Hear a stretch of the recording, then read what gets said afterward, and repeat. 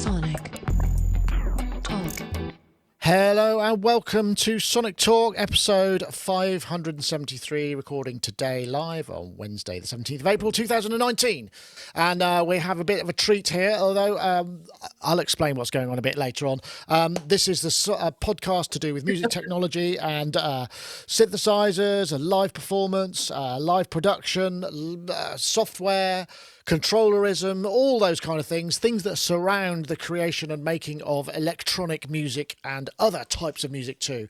I found, because we've been having our house done, I found a vintage Sonicstate t-shirt here. Look. I won't show it any further because it's got some stuff on it that looks very suspect, but it's because I probably used it for decorating over the years. It's nothing else than that. It feels like glue.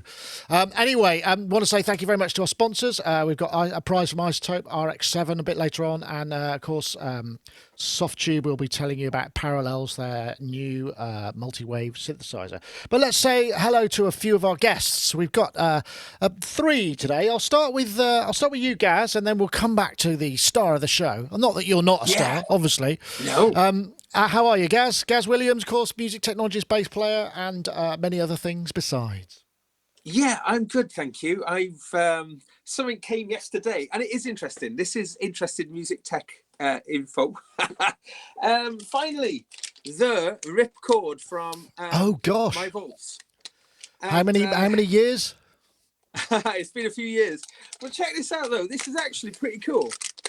So, I've got two. I've got one which is a 9-volt, and I got one which is to 12 volts. So this is the.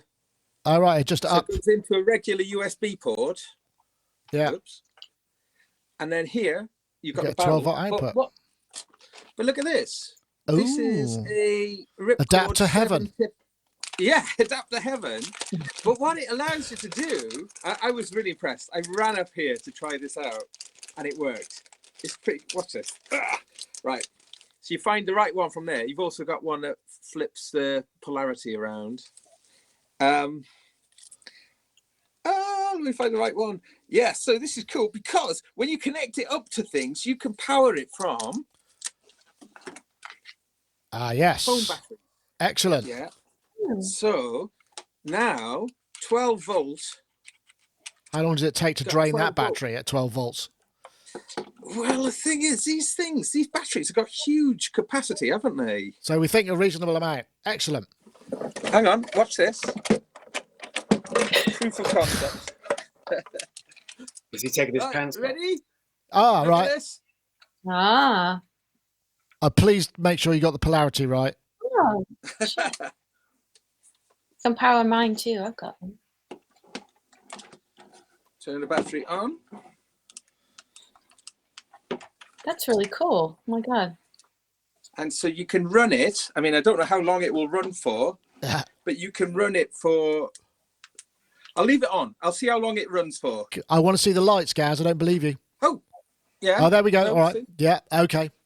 We have visual proof. I'll leave it Confirmation. running through the show.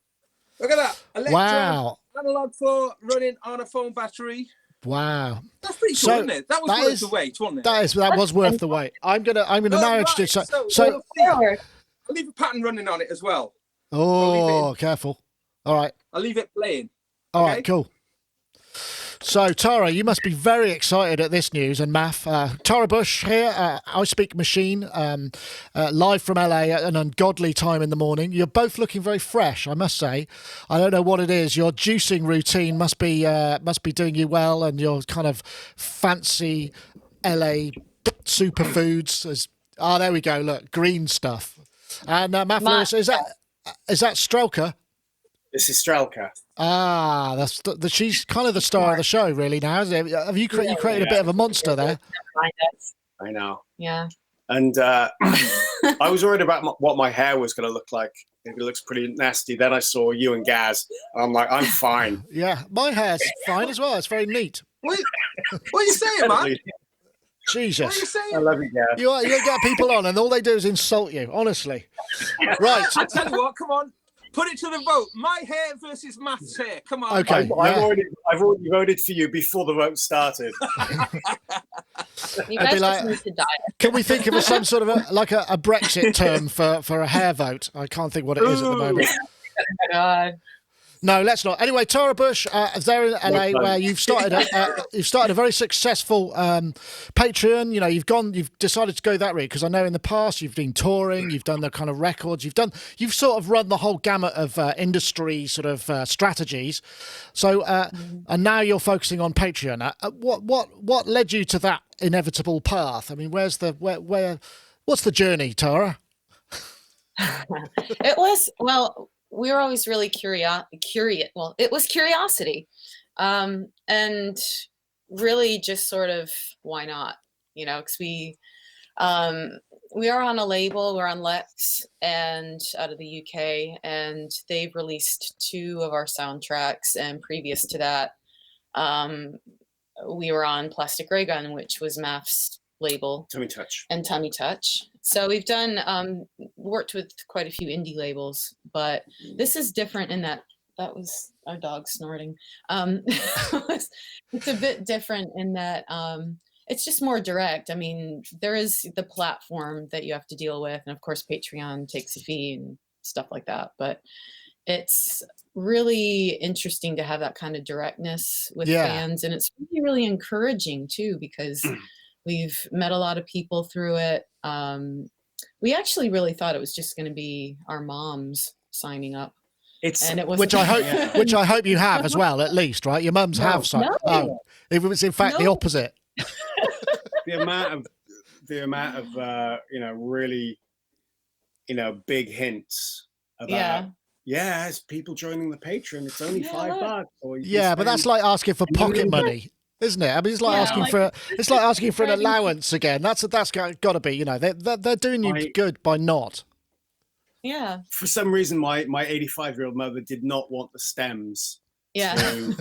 My mom track. wasn't interested in the sample pack, but she's such an asshole. My dad, maybe. I don't know. My mom, no. Not so much. We supported a few other people on Patreon before, and we'd liked the stuff that was going on it, because you get that very direct, very quick interaction with other creative people.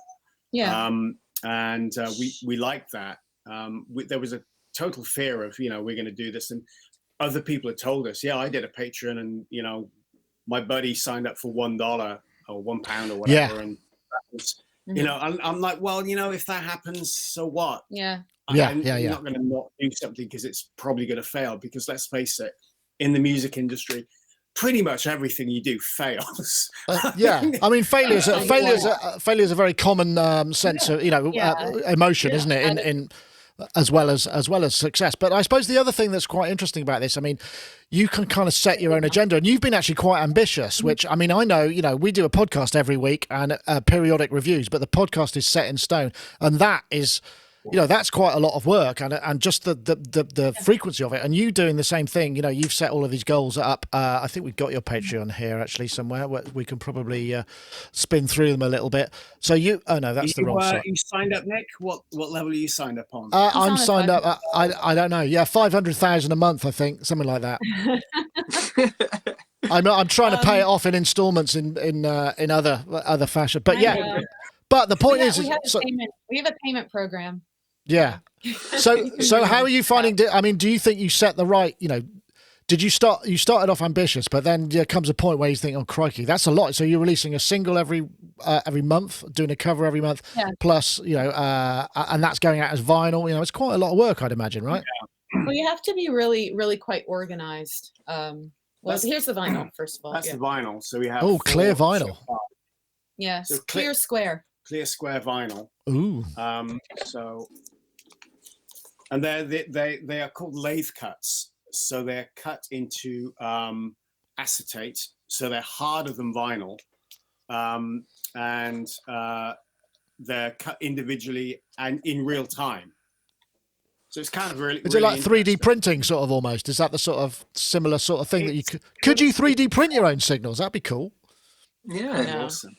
I'm not sure we can get the detail of that. It's coming. But so it's interesting. I mean, it's a different. I mean, you're not going to get the quality that you would get in a really deep, thick, 12-inch, 180 gram or 200 gram vinyl. but they're great and they're fantastic, and they're singly cut. They're literally cut in real time on a series of lathes that are, you know, cut, I think 10 at a time. So and they're great, and they've been very, very popular. Yeah, and just that the physical object, that still that satisfaction of holding a physical object, thing, especially if it's vinyl, is you know, you have to have that sort of counterpart to all the digital elements. Yeah, no, I agree. I mean, and I suppose that's part of the thing, isn't it, about doing the Patreon, because you can kind of design your own presence. You don't have to kind of go, well, I got to do 3 singles, then an album, then the tour, then back in the. You can work at your own pace, and is that part of one of the reasons as well, because you could set your own agenda, right? Yeah, that was one thing that I was really looking forward to, is just having some sort of framework that I know that I have. Well, I'm supposed to do it this way, but it doesn't always work out. But a few days to make a cover, and then because I'm also working on a solo record that's off of Patreon and a bunch of other projects, so this isn't something that I can spend all my time on. So I have to really be very organized and have a real proper schedule to get everything finished. And I'm also someone that, like a kindergartner, I need a really, really solid framework. I need limitations. So it's really helped me kind of get myself together in that sense, and just have a real schedule to work with. But it's also that we're kind of better at doing weird little things, you know, for a smaller group of people.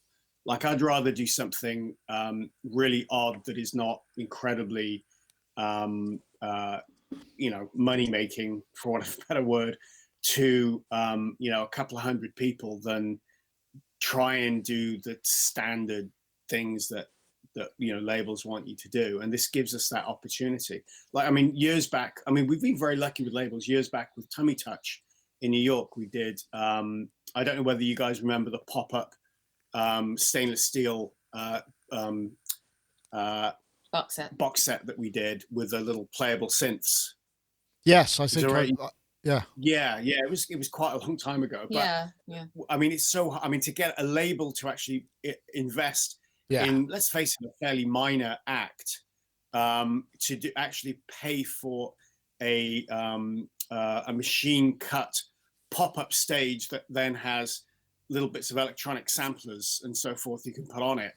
And it is, I mean, that's just, they haven't, you know, they don't do that for Michael Jackson kind of thing. So it's so difficult to get people to invest in something crazy, whereas we can kind of do this now. You can be much more in charge of your own art and go, hey, I've got a great idea. I mean, I suppose the thing is, you've already got the audience and they want what you're doing because they're paying their monthly fee or whatever.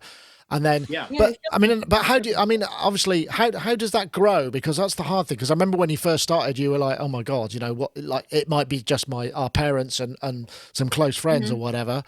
I mean, obviously doing stuff like this is all part of the promotion, but I mean, how do you actually, can you plan? I mean, can you plan a trajectory? Because it's so organic. It is. And it changes a lot. We've only been going, you know, what is it? January was when we first released it. End of January, last couple of days of January. Yeah.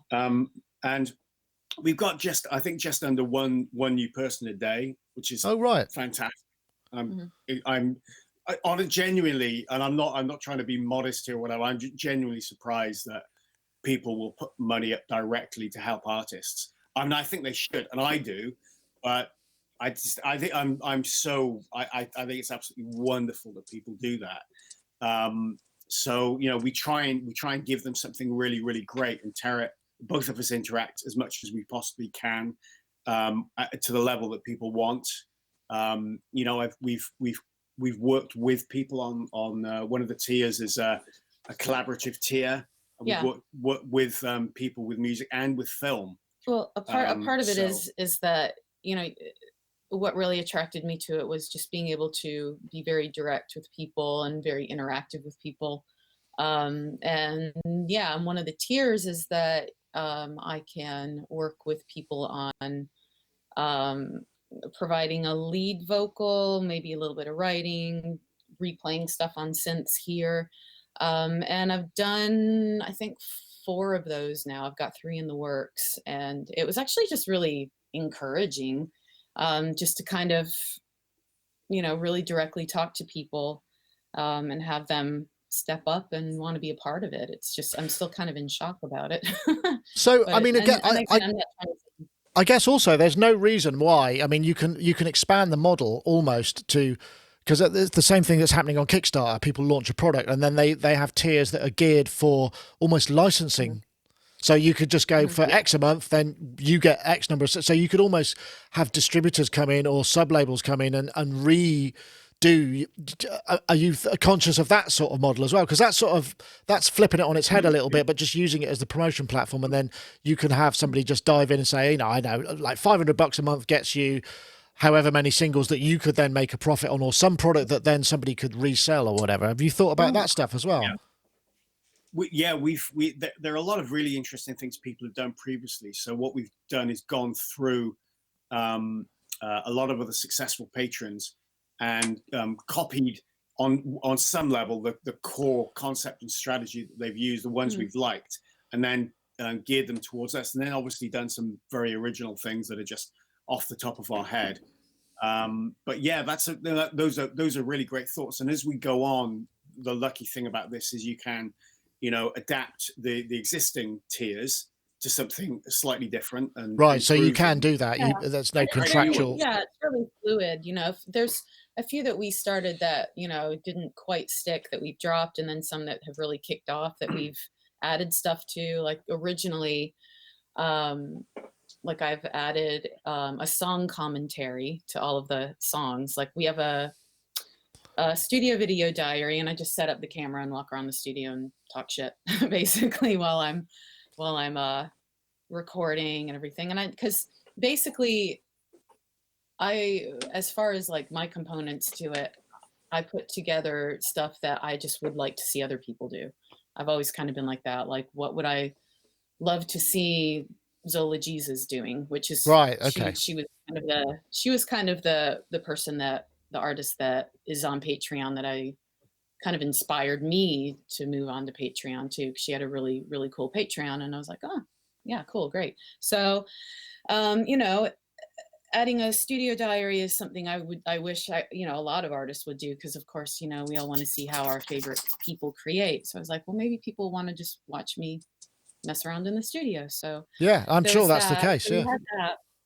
And so now with each single that we did, I think it was Sound of Silence, Ticket to Ride, Cars, War Pigs. That's the Sabbath. And the next one is, and the next one is Don't Worry Baby by the Beach Boys. And with each of those, I just go through the whole template, the whole Logic template, and then just walk around the studio and show everything that I used, how I did it, my thought process behind it. Oh, how right. shitty I was Well, feeling that day, how great I was feeling that day. I don't know. maybe what we could do is quite personal. maybe we can come back to a bit more sort of technical stuff as well. As I have to fulfill my contractual obligations just a second, so I'm just going to give you a little give our friends over at Softubes a little bit of a props. 1 second, here they come.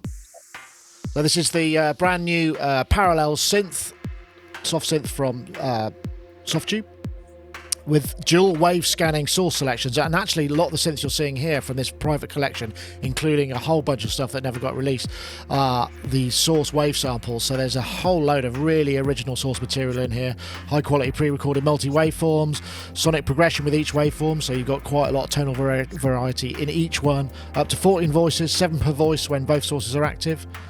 Hundreds of expertly created patches from synth artists, engineers, BT, Richard Devine, Inholt, loads more. 3 analog model filter types, state variable Vactrol, which is quite an unusual one, and resonant peaks, and 5 sophisticated modulation source, LFO random, Euclidean sequencer, step sequence.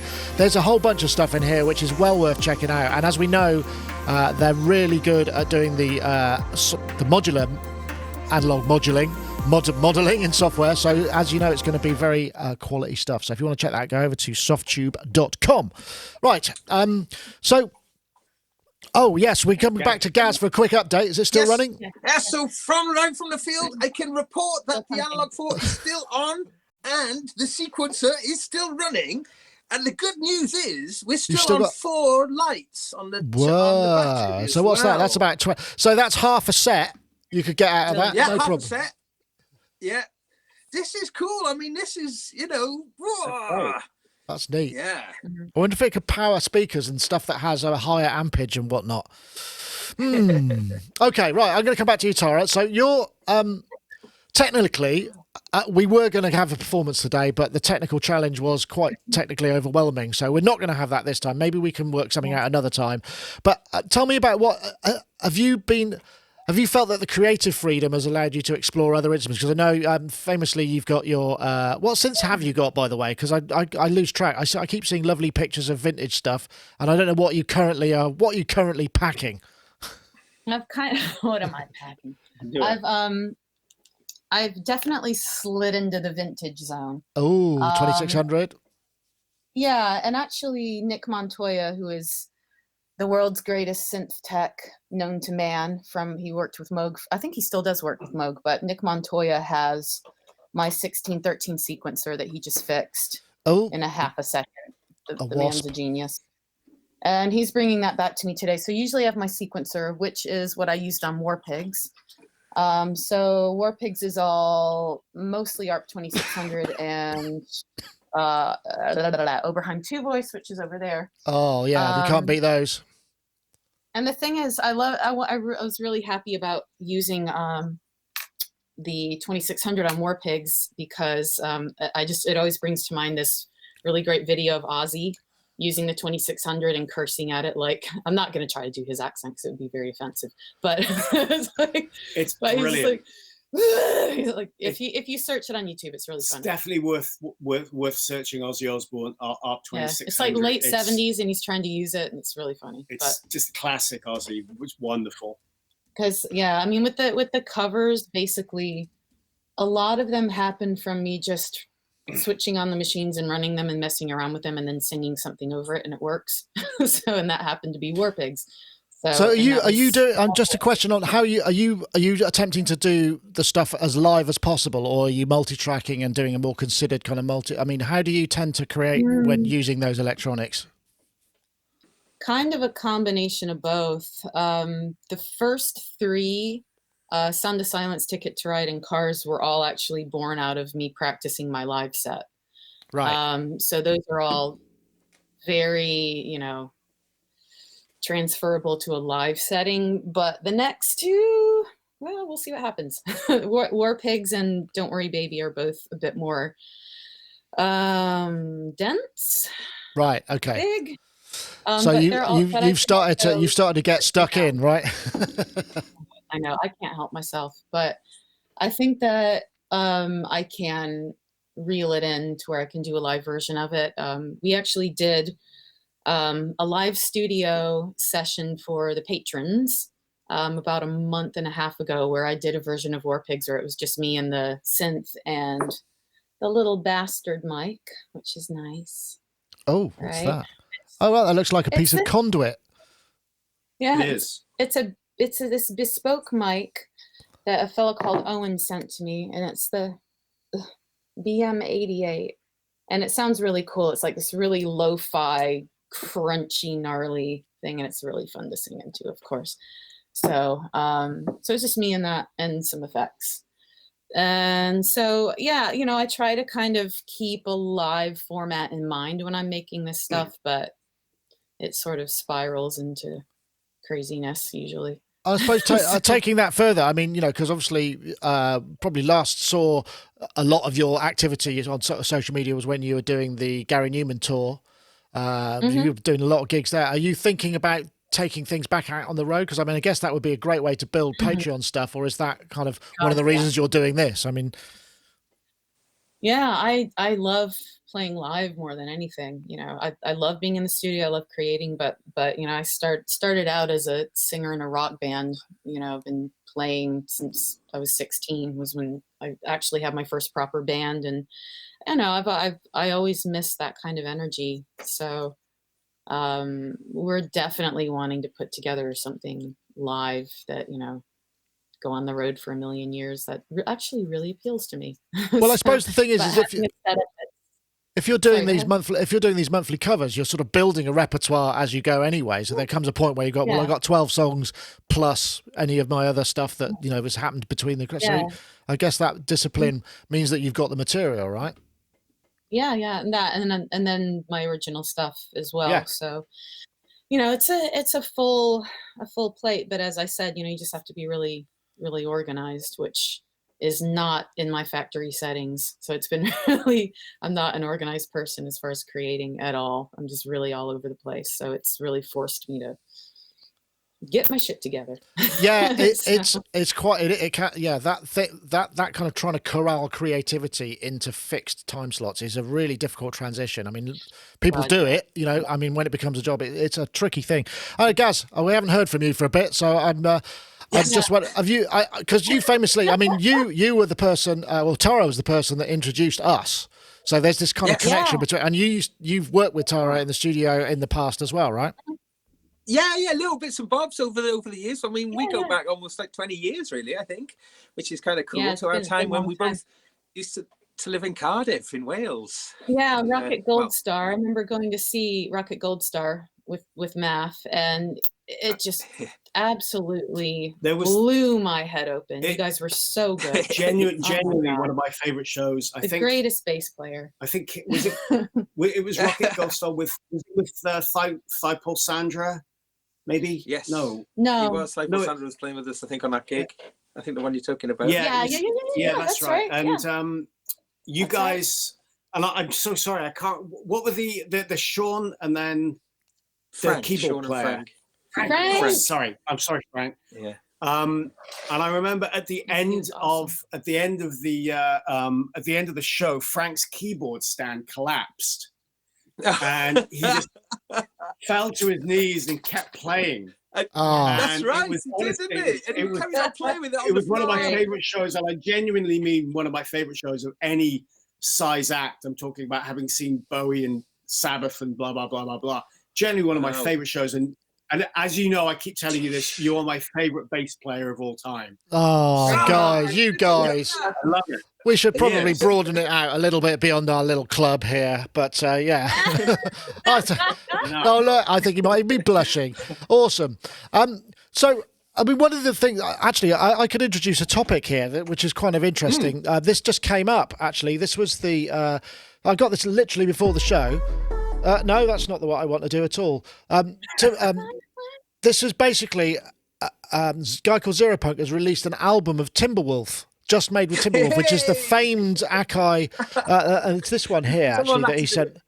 And it's quite nice. I mean, it's very reverb heavy and whatnot, but it's one of those things that kind of does the.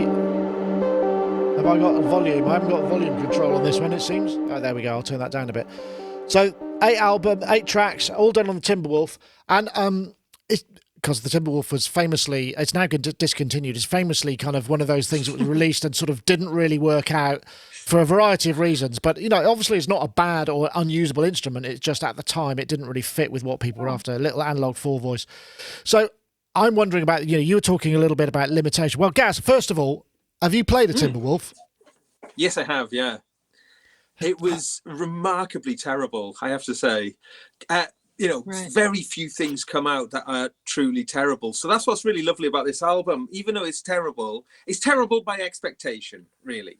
And you're right. The album isn't. The album isn't terrible, but the Timbre Wolf, we should add. The album's nice. I had a little listen, and it's nice. He just used a Zoom CDR 70 pedal as well. So it's just those are the only items that he used. And it's cool. And so I'm picking on the sort of Timbre Wolf a little, but that was a case of, I think it's a kind of watermark in time. Like we had this kind of real desire for analog, and then finally, in the last sort of 5 years, we've been really well catered for analog again. So much so that it's super affordable again, and it's fantastic. But I think that product marks that sort of point where actually just analog it doesn't isn't necessarily mean it's better. And now we've kind of evolved past that point now, haven't we? And like things like the Arturia, the Micro Freak and Minilog XD, all of that stuff. The Minilog XD using digital and analog. Delta set. Kind of So I think, the little Timbre Wolf has probably served a useful kind of purpose there. It's a punctuation. It's like a, should we say a colon or a semicolon, perhaps? Yeah. Colon. I can't be a colon. So Tara, this actually did lead me to have a topic that could, so are there instruments that you've bought that you've really wanted, and then when you got it, you just didn't connect with it, or it didn't really kind of work out at all, and you've either jettisoned it or left it in the cupboard? Careful. I know, I gotta be careful. There was one, and I probably shouldn't say. Okay. There's well, let's see, what don't I have anymore? What did I sell? You know what? Oh my God, I gotta say, I did not get on with the 303. Right. Yeah. Fair enough. Not. It was a bit too. I had this sort of idea that I was like, yeah, I'm going to do something really unique with it, and blah, blah. I just couldn't get my head around it. And then I got distracted because that was around the same time I got my ARP. I was like, I just got drawn to something else, and I didn't have the motivation to dig into it, which is a really, really snotty, luxurious distraction. Is I have my ARP, so I didn't want to get into. I mean, give me a break, but still, I was like, I know what you mean about the 303. Yeah. I didn't click with it, and I have to have that real romantic element with the instruments that I play, and it just didn't get it for me. That was definitely one thing. I couldn't get that. It's almost like with the 303, you need someone to program it for you, and then you can change. You just do the notes. So someone comes up with the notes, and because they're two totally different processes. I feel a lot better now. I could not program that thing to save my life. No, I hated it. I'm not a step guy. Tutorial. So, by the same token, what instrument would you, or have you created a complete track with? That you feel you could just do the whole. You were talking. You use the ARP pretty much on was it War Pigs? But yeah. But I did use a bunch of other stuff on that. But probably I would say the ARP is something that I would probably want to use that on only. Also, the Pro One is also still, that was my first and favorite synth. I'm looking up there because that's where it is. But but the ARP is really great because I think that you can do some incredible drum sounds on it. It's I've only scratched the surface on how deeply you can. Have you used it for processing your vocal? Because it's got that little spring reverb in it as well, which is I know Goldfrapp, for instance, use the spring quite a lot for processing stuff. Oops. Yeah, I haven't done that yet. I've used my MS-20 for processing vocal a lot. I did. I used it to sing a bass line, and I've never heard anything. Is that using pitch to voltage on that? Is that what you're using? So it's tracking. External signal processor. Yeah. Yeah. Nice. Yeah, and that was really fun because it's if you've ever used it, it's just really unpredictable and a little bit all over the place. But very, very cool. So, but yeah, I think the ARP would be the one that I would probably just make the rule and stick to that one and see if I could do the whole song with it. So okay. Cool. Gaz, I'm going to come back to you in a minute. We've just got to have our little message from Softube, from iZotope, and then we've got to announce the prize winner for RX7. Yeah. So here we go. RX continues to be the industry standard and leader in audio repair for music and post-production. And with RX7, we've introduced groundbreaking new ways to quickly and easily fix and manipulate audio. Take the game-changing Repair Assistant, an intelligent helper that can detect noise, clipping, clicks, hum, and more. Also new in RX7 is Music Rebalance, a powerful source separation tool. Drums too loud? Vocals not loud enough? Let's fix that. You can also create instrumental versions of songs by removing the vocal elements. You can now alter the pitch without affecting the timing of your audio, and conversely, alter the time without affecting the pitch with the new variable time and variable pitch modules. Using the new dialogue contour, you can improve the performance of a line or even create a new performance by altering the pitch contour of the dialogue, therefore adjusting the intonation of the speaker, and introducing Dialogue Dereverb, a module powered by machine learning to reduce the presence of reverberations around dialogue. RX7, a new frontier in audio repair. And of course, you can download a full working demo of RX7, which is a fantastic suite of plugins at iZotope.com. And we had a competition last week. We were asking for, I think, Reverb Remover, which was sort of totaled last time because last week was Carolina Ike, which was pre-recorded. And I think, it was because they just bought the Reverb. And we've got a winner this week, and it's Laura Reynolds, who is LR Reynolds Music, and she won. And she says, "Pick me," and we kind of did, even though it's a random process. So congratulations, Laura. If you want to get in touch and let us know how iZotope can give you RX7. And of course, we've got another competition for this week. This week we're looking for the hashtag. Now, this is a bit longer than usual. Audio Repair Standard. That's one word as a hashtag, and the hashtag RX7 to @Sonicstate and @iZotope Inc. That's on Twitter.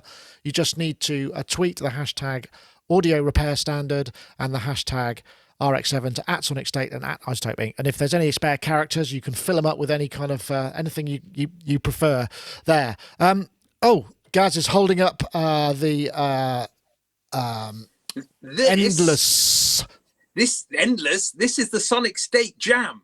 Oh, how's it sounding? Since we only went live yesterday with the Endless feature, and look how many. You've lost it. It's crashed. No, it hasn't. It might have, because it's absolutely, there's hundreds and hundreds of jams in there now. So I should have mentioned that Endless is the new Tim Exile app. We've just shot a piece that's up on Sonic where I demonstrate it in a real-time jam situation with Tim Exile and with Mylar Melodies as well. But we've also launched the Sonicstate Jam. Now, the software is only in beta, so it's my phone's memory is full, that's why it crashed. But it's only in beta at the moment, Endless, but this jam is open for viewers of Sonicstate. So the link is in the YouTube show notes. Yeah, it will be. But what Endless does is it's like this completely sort of regenerative. It's a jamming tool. You can connect. At the moment it's only on iPhone, so I do have to say that iOS rather, but suitable for the iPhone. But it allows you just to instantly be part of a big jam session. So what was really fantastic to see, that the Sonicstate Jam has really taken off, and there's literally hundreds of contributions to it already. I say it only went that 24 hours, just over 24 hours ago.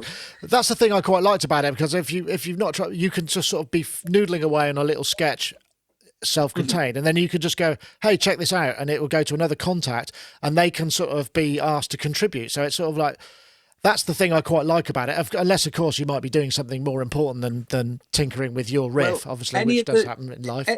Any of the loops can be up to eight layers, and at any point in time you can just press the export button and you can export out those loops, so you can bring them into whatever you wanted to then.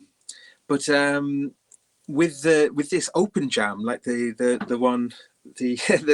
Sonic Jam, there's literally hundreds and hundreds. Well, I'll have to check it out. I haven't got an iPhone, so I can't actually. I can't try it. I know, it's a bit of a shame. They do say Android is coming. That'll be a challenge. That's going to be a challenge. But I guess the thing is, with the looping stuff, you can get over latency because it's got a whole loop and a buffering. Which Can actually, I say one thing, Nick? Oh yeah. Yeah, I was just going to say, there is the thing about the retrospective looper that's in Endless that really should be a more widely adopted means of doing things. It's always recording and you just say stop. It's always recording. Right. Yeah. And the clever thing with the 4 little spaces, you can tap in the 4 spaces. You can tap and it'll just replay what the last bar was. You can tap the next one, it'll play back what the last 2 bars were, the last 4 bars or the last 8 bars. And actually, it's a lot easier. It's always in time. Not having to sort of cue it in and cue it out. Just go, that was a good one, bang. Right. It's a cool way of doing stuff. So Tara, that I guess the musical sketchpad. Because presumably you creativity strikes at the most inopportune moments and the various when you're not perhaps in front of your studio. But what's your flow? Yeah. I mean, how does it work for you? Because you can sing, obviously, highly accomplished vocalist, so you can vocalize an idea very quickly. You don't have to necessarily be in front. So what do you use to get that sort of stuff down? How do you capture it, and then where does it go from there? On my iPhone recorder, it's actually almost it's almost full. I have and the best thing is the titles. Some of these are pretty good. I haven't quite. Oh, I like the one that's Strelka Sample Pack. I don't know why that's on there. It's my dog. Yeah. But yeah, just like, oh gosh, Storm Foil Bendy Metal. I'm not quite sure what that is. Bossa Bang Bang Bang for voices in C. You should play some. No. There's another one called Here We Sob. Play one. Wow. I'm gonna try and get it to play one. Ruin Break Blisters. Do you want to hear Ruin Break Blisters? Yeah, go on then. If you hold it right up to the speaker, because we. Oh God, I don't know what this is. You can preview it. This is like bingo or roulette. Right. Whoops. Oh shit! Wait, I didn't mean to do that. Hang on. I just lost it. I hit record by accident. Easily done. Because I'm nervous. Wait. It's got to be worth the wait. Oh, it has to be, yeah. Maybe a break. Ooh, you give me blisters at sunset. Ah, Sunset. that's an I'm interesting walking the lyrical hour. idea as well. Blisters at sunset, because it's so hot, even at sunset. Yeah, I'm with you. Because also what I like to do, so I don't look completely insane walking down the road, I just pretend like I'm on the phone. Yeah, I'm yeah. like, "Ooh." Just singing. So, but yeah, into the a lot phone. of those are me walking down the street singing into my phone. Because that's a lot less So- weird than just singing, right? Of course. Well, it is LA. You can just, go down the sidewalk in a dirty Spider-Man costume and roller skates, and nobody will care. So, Well, yeah, why ever not? but- So, I can't remember what's your cut-off time, because I remember you've got to get out of here. How long have you got? So I'm just figuring if there's any other questions I can. Yeah, I'm all right. I'm good. Okay. I've got like an hour. Can I just jump back to this, Nick? Because Yeah, go there's over 345 people in this jam session. Chaos. Come on. That's amazing, isn't it? That's pretty impressive. I've had to wipe a load of videos on my phone so I could. But look how many of them there are. These are all like contributions to the Sonicstate Jam. Pick one at random. We want to hear it. Pick one at random. We want to hear it. All right. All right, put your money where your mouth is. Why would it play? Because your phone's full. Because there's so many sessions in there. Crashed. Oh, I think the jam is too it's massive. too big. Oh, The jam is too hang on, massive. one moment, Okay, Nick, one moment. hold on. Look, Still going. it's still running. Nice distraction. And there is four. There's still Look at four of the little LED lights Nice. lit. So, and the sequence is still running. But it won't play. Right. I at the moment the show title is "The Jam Is Too Massive," so that's It's a massive jam. I mean, that is a lot. 343. why don't you? I tell you what. 345 people. If you could get one playing, then when you're ready, hold it up. If it will play, because it's probably got to download a load of stuff. So Tara, what's next for you? I mean, do you? This presumably is quite an inspiring process, because as we know, creativity in music is a lot about ego, and I mean that with a small e. It's like it's affirmation of your own creative ideas and feeling that because we all suffer from imposter syndrome, and in creative arts all the time. Yeah. So this must be quite emboldening and enlightening in that sense. I mean, has it kind of given you pause to think about? Okay, well, if I can do this now, I can do something else. Have you got bigger plans, grander plans? Yeah, I mean, I think that I guess with everything, it does give you just one more reference point, a little more reassurance, and being, I guess, all creative people need a little bit of reassurance. Otherwise, a little bit. You need some feedback, a little reassurance. Yeah, absolutely. But yeah, so it's made me feel more confident as far as playing live. Just even feel like I have a right to be up there playing synths and singing. Singing's never really been that big of a deal. I've been doing it since I was a little kid, and it's always been pretty easy for me. But the difficult thing has been incorporating technology into what I do. And Yeah. like when I first met Maff, I was just a singer. And then we So it's started your the fault. band Dynamo. Yeah, it's his fault. He was like, I think you should get this. But so it's been, slowly a slow build over the years, getting more confident to even just write and perform. And I mean, I think for a long time I really suffered, and I still do, from imposter syndrome quite a bit, just Yeah. being up there and kind of visualizing, especially because I guess a lot of, if you are into electronic music and you play that and you use machines to create, you always in your head think, oh my God, these people think I don't know what I'm doing, and they all know what they're doing. They are just these really accomplished geniuses, and I'm up here and I don't know what I'm doing. You just start to spiral. And I think kind of, especially during the Gary Newman tour, I just had a few shows where I was playing up there and I was like, all right, you're either going to really, really care about what everybody thinks, and it's probably not even what's happening at all. It's all in your head.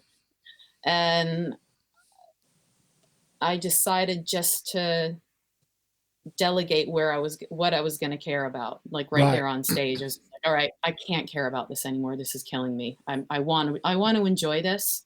So it was just kind of like I flipped a switch and I didn't give any more fucks about that anymore. Right. I just that makes a lot of sense. I mean, I think it was either going to sink me or. I think because I think ultimately the thing about it is there are loads and loads and loads of people who are really into the technology but can't make any music worth a damn. That's not why they're doing it necessarily. And they've all got opinions. And I know both you and Maff are really kind of like, but you're also very vocal and quite not confrontational, but you'll challenge people who are sort of, it's the mansplaining thing and the kind of the way that women are treated in this industry as not necessarily having whatever any value. It's the same across the whole stratas of society, not just in music. So I mean, I think that's quite important. But I think also the thing is, when you are performing live, you kind of need to be on top of the stuff, because if it goes wrong, you've got to kind of you've got to wing it, haven't you? You've got to be able to kind of okay, I'll do this instead. Straighten up the plane. You've got to be a good pilot, Yeah. And so it's. I think especially doing those Newman shows really, really helped me to either sink or swim. And also luckily, Gary and the crew and everybody, they were just incredible people. They're just so nurturing, and just having, someone like Gary Newman tell you that you have your shit together and he's a fan of what you do. It can make you feel pretty that'll help because he's awesome. Yeah. But, and it's not, I don't mean to sound braggy, but it was just something that really kind of helped me get on with it. We were amazed at how great they were. Nice. Because, famously when you're a support act, the standard is you get treated like shit. And we've been treated like shit in the past, given 3 minutes to sound check, or I'm sorry, there's no sound check, that kind of shit. And Gary always got off stage and planned a big amount of time for us to sound check, and would move literally would stop his own situation to give us time. Oh, and that was absolutely amazing. And actually recently with was awesome. Oh my our God. buddies, Kendra and Aisha, that kite bass that toured with Nine Inch Nails. Yeah. They had the same experience with Trent, who absolutely made sure that there was time for them to get on stage and sound check properly, and argued for them with the venues for this.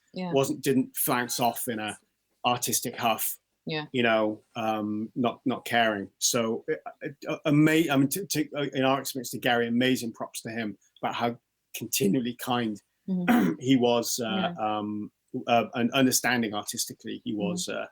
It was also, he treated it like, because Gary's really straightforward. He's not like, doesn't sugarcoat anything, and he's very, very, very cool guy, but he's really straight. And he's just like, why don't you feel good up there?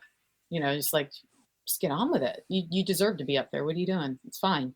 And then he'd be Right. like, and then for, and his wife Gemma, she was like, you've gotten a lot more confident. It's really good to see that, because you should be, you know, why aren't you?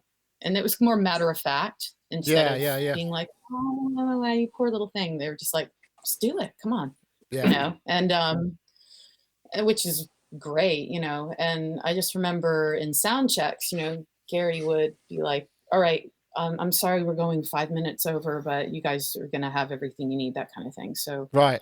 you know, it's nice. It was just, it's really confidence building, just to kind of go back to your original question of just kind of, I guess, growing in all of this, I suppose, is there's just certain things that have really helped push me up a level and just get me absolutely. I mean, well, once you've got enough of it under your, once you've done it enough times, I mean, I always say this, it takes a number of years to get to the point when when even on a bad day, that's still good enough, or it's good enough. You know, when it's really rocking, then, you know, great, everybody feels good, but you want to sort of be able to know that you can do, at a bare minute. I think just breaking, I think Gaz has got something to add here. Yes, and coming from the field with the Sonic Jam after a phone restart. This is beta software as well.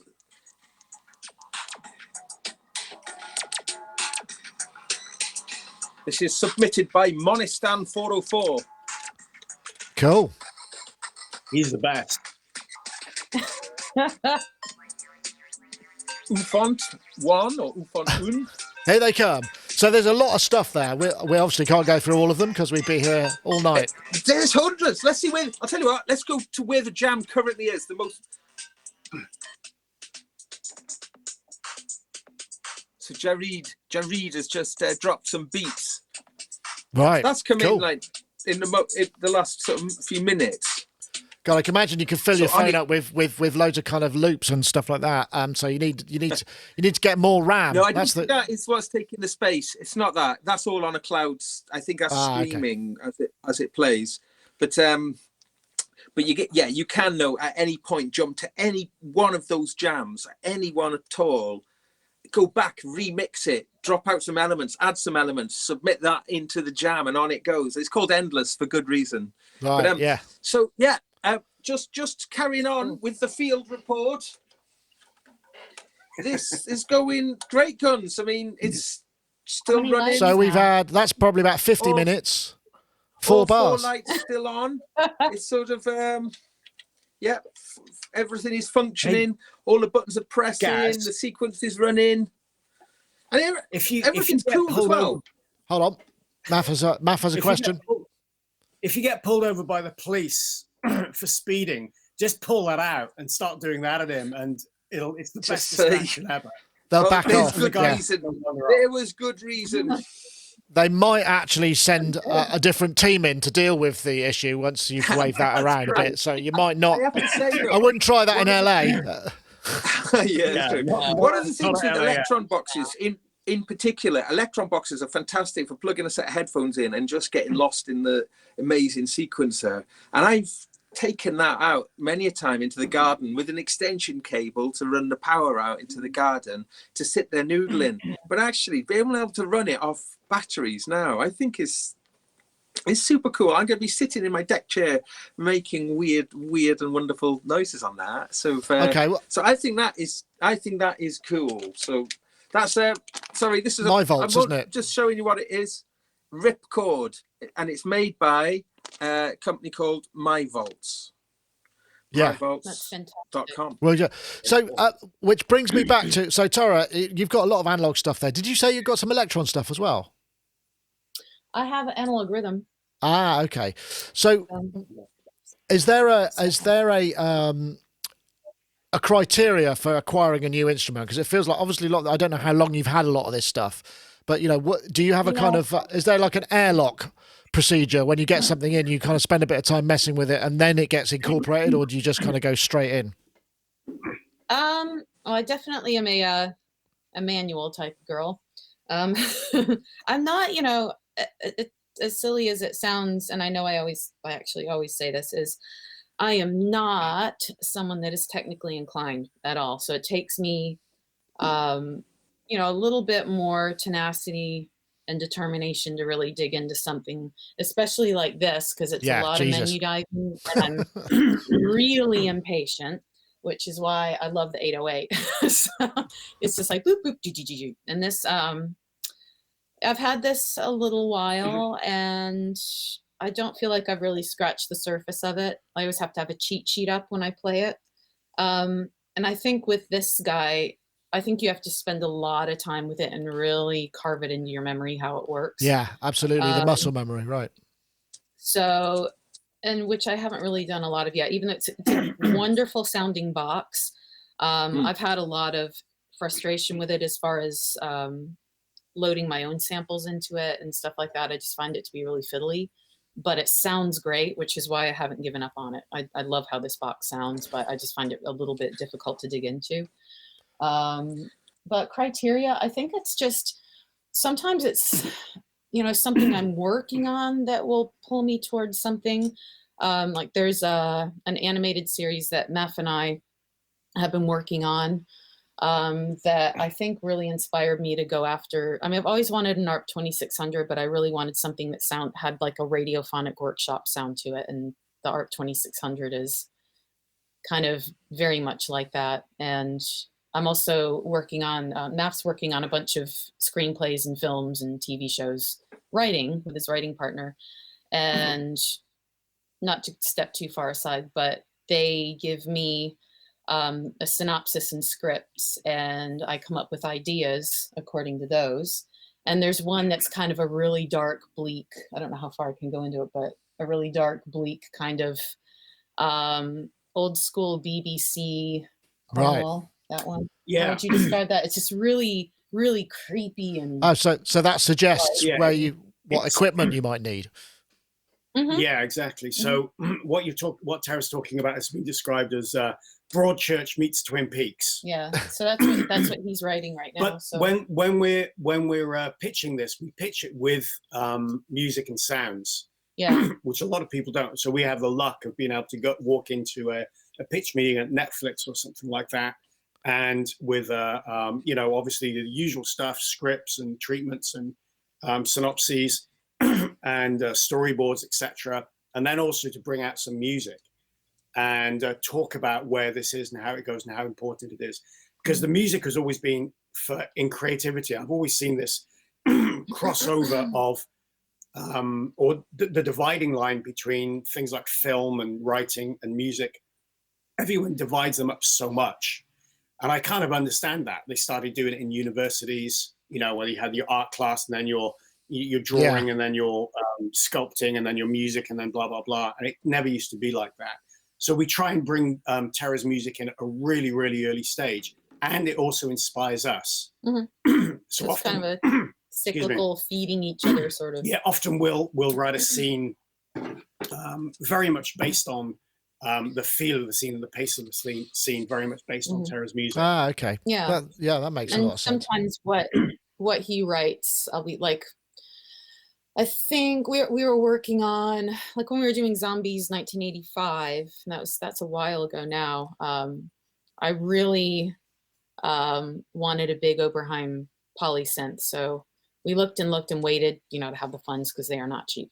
But and I got my hands on an OB8, and it just kind of is having a little bit of foresight as far as what I feel like I'm going to need for a certain project, or I don't know, or I just come across something and it looks really cool, and if I can happen to afford it at the time. Okay, here's a question for you. This is going to be slightly random. What is the script synopsis that would suggest a DX7? Oh, funny you say that. So there's another.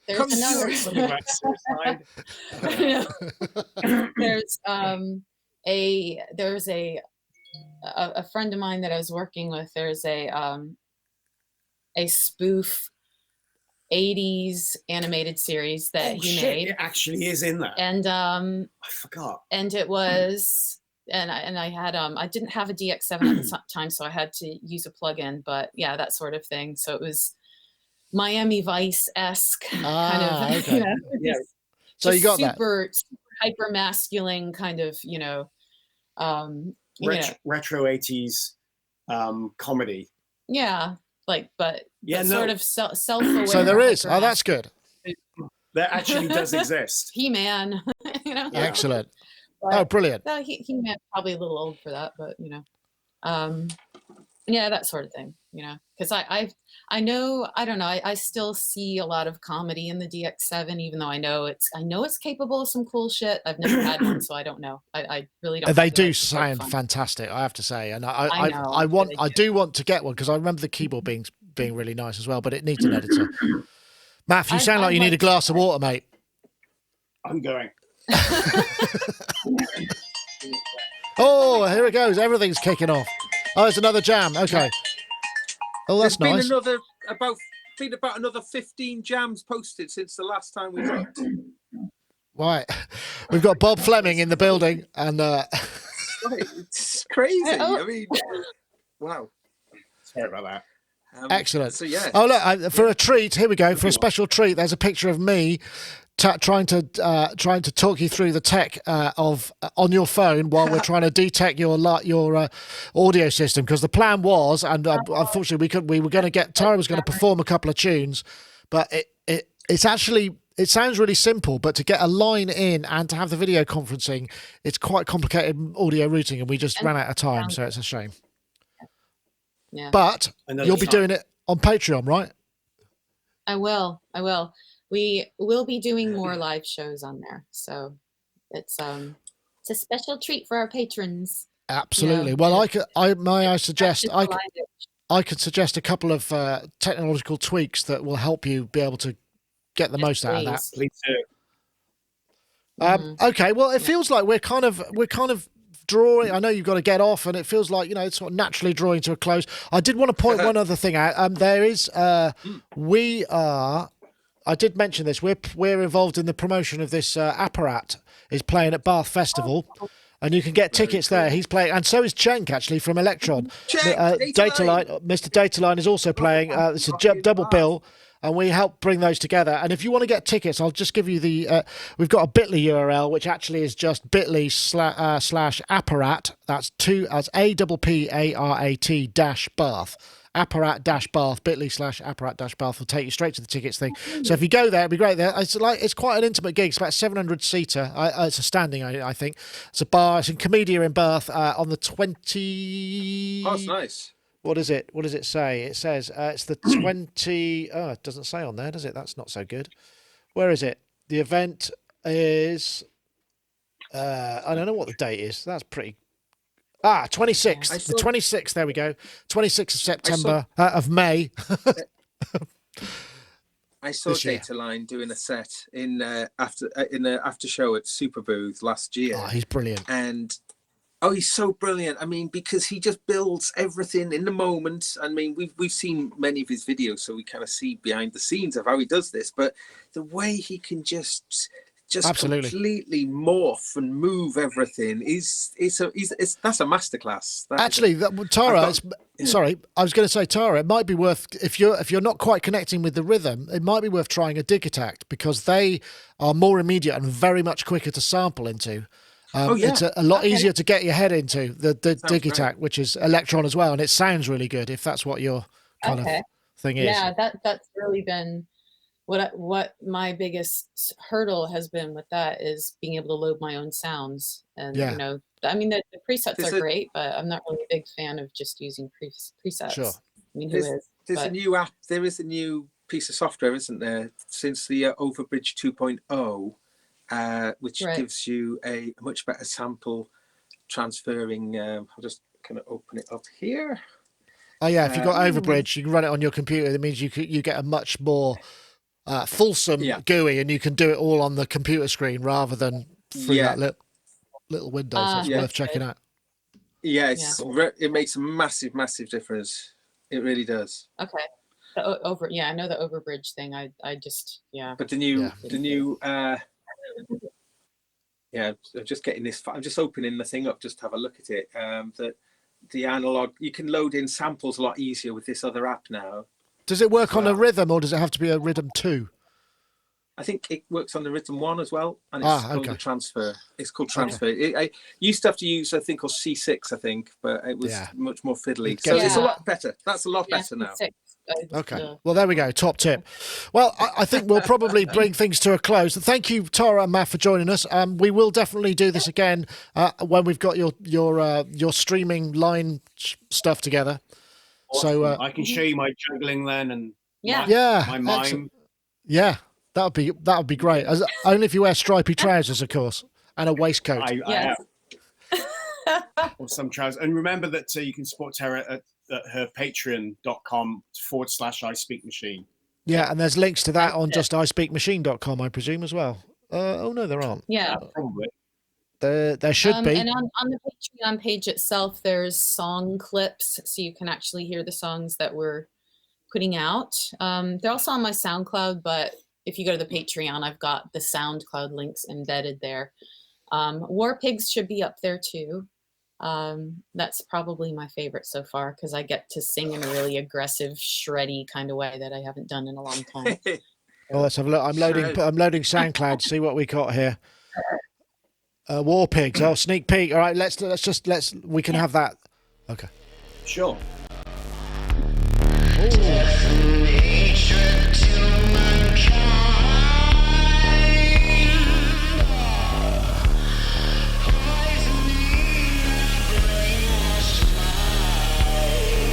My God, that bass is absolutely massive. That's a treat. Okay, well there you go. There's a teaser. That's well worth doing. Okay, folks. Well, Tara and Maff, thank you so much for joining us. We will be back next week. It's always a pleasure to have you on. It's always seems to be far too big a gap between every time, so we'll have to increase that frequency a little more and do something. Let's get on next week then. Yeah, only if you sort your technical stuff out first, right? I'll give it a little bit longer. I think we need longer than a week. That's all right. Okay, before we go, I want to say if you want to enter the competition to win iZotope RX7, we're looking for the hashtag Audio Repair Standard and the hashtag RX7 to @Sonicstate and iZotope Inc. That's on Twitter. And so thanks also to Softube for supporting. Do check out their Parallel synth. So Gaz, yes, thank you. So there's still you've got both there. Your analog 4 is still working. It's still working. I'm still showing on four dots as well. That's amazing. That is amazing. So that's run the whole set. And since I think the jam has gone to at least another 20, 30 kind of iterations. So good grief. So to get on the jam, some people have been wondering, if you just go to the Sonicstate, the YouTube channel, and look for the review of Endless, There's the a show link notes in that, yeah. is the link. I'll put it in the show notes as well. I'll try and remember to do that at least. Okay. Cool. Okay, well, that's it. Thank you very much for watching, everybody. We'll do our... Oh, look, there's 2 of me now because I've got my previous... We'll see you all next time. This is where we all wave into the sunset. That was Sonic Talk 573. Thank you very much. See you all later. Bye-bye now.